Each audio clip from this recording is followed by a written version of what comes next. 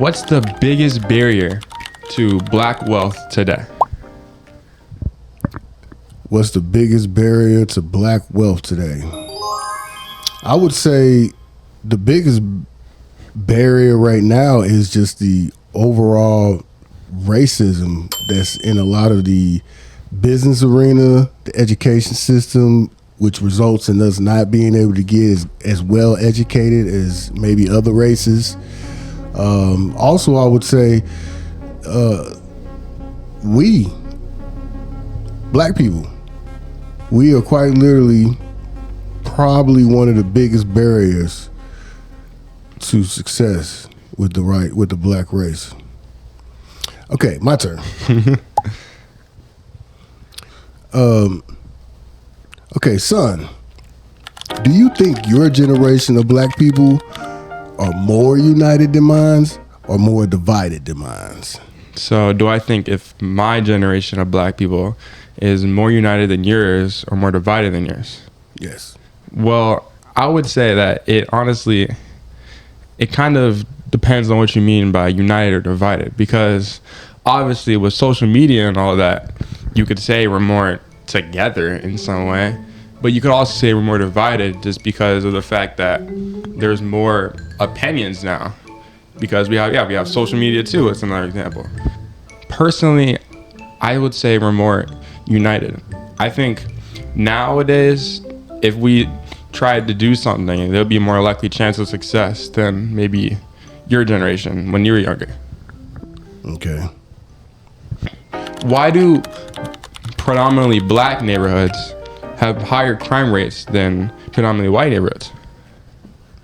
So why do mostly black neighborhoods have higher crime rates than mostly white neighborhoods? It's pretty simple. I just think that crime has more of a magnifying glass on it when you're in a predominantly black neighborhood than it would for a predominantly white. Now, you can also make an argument that black neighborhoods versus white neighborhoods aren't as good as well policed too. Plus, think about it. We were just talking earlier about how I had an older white friend that used to brag all the time about how he gets away with crimes all the time. So think about it. If you get pulled over, if you're a black man and you get pulled over 10 times versus being a white man getting pulled over 10 times, and 9 out of those 10 times for the white man, they just give him a warning and let him go. But 9 out of 10 of those times with those black men, not only are they getting tickets, committing crimes, it's something that goes on record showing that black people are committing more crimes, when in all actuality, we're just getting penalized more often. So, son, what do you think adults get wrong about being black in America?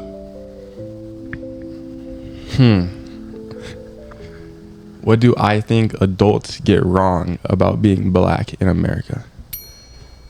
Well, I think it's not all adults, but there's a lot of black American adults, I'd say.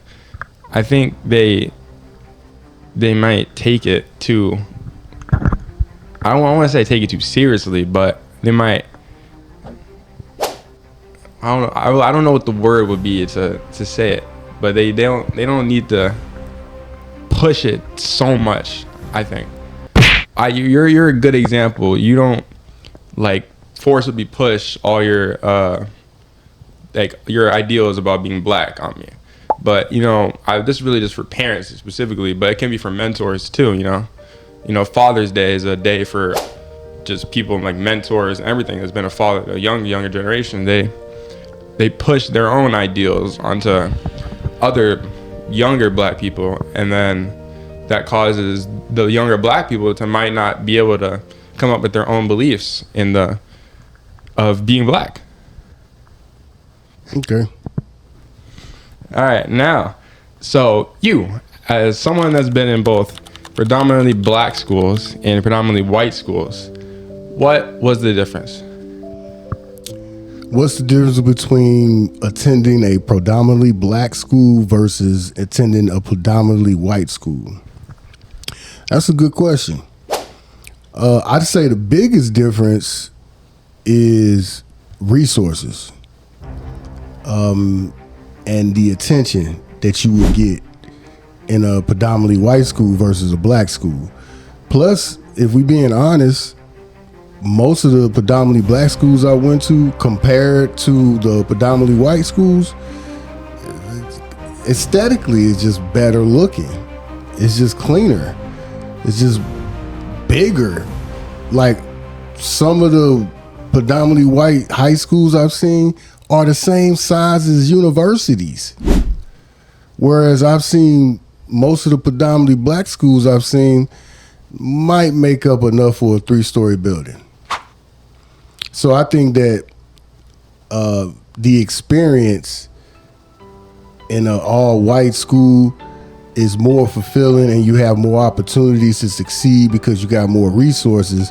Whereas in a black predominantly school, it's not a lot of resources to go around, and a lot of the teachers are underpaid, understaffed, so they're probably not giving you their full attention. So that's the difference to me. So, son, What's your podcast talking about? black everything. Black everything. Black everything.